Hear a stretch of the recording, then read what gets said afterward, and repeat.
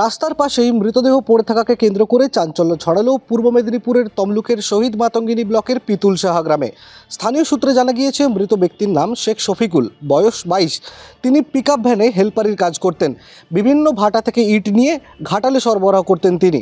তেমনই ইট সরবরাহের পর ঘাটাল থেকে ফেরার পথে কোলাঘাটের দেউলিয়া বাজারের কাছে তিনি পিকআপ ভ্যান থেকে পড়ে যান এবং পেছনে থাকা একটি গাড়ি তাকে পিষে দেয়।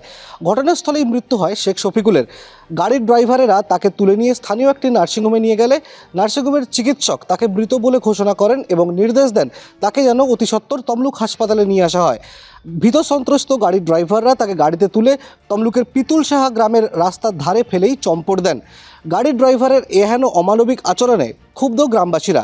তারা ঘটনাস্থলেই সঙ্গে সঙ্গে পুলিশকে খবর দেন। পুলিশ ঘটনাস্থলে আসে এবং মৃতদেহ নিয়ে তমলুক হাসপাতালে ময়নাতদন্তের জন্য নিয়ে যায়। ডুমরা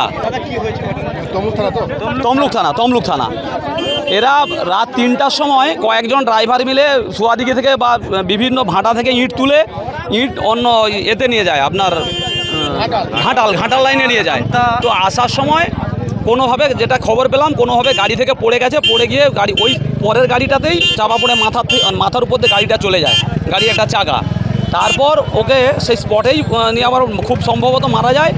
এরপর ওনাকে পপুলার নার্সিংহোমে ভর্তি করার জন্য নিয়ে যায় কয়েকজন, যারা অন্যান্য যারা ড্রাইভার ছিল তারা পপুলার নার্সিংহোমে নিয়ে যাওয়ার জন্য ভর্তি করার জন্য রেডি করেছিল, কিন্তু ডাক্তারবাবু দেখে সঙ্গে সঙ্গে বলেন যে এক্সপায়ার হয়ে গেছে। তারপর ওখানকার ডাক্তারবাবুরা বলেন যে তোমরা একে তমলুক হসপিটালে নিয়ে যাও। ওরা তমলুক হসপিটালে নিয়ে যাওয়ার না নিয়ে গিয়ে এইখানে ফেলে দিয়ে চলে যায়।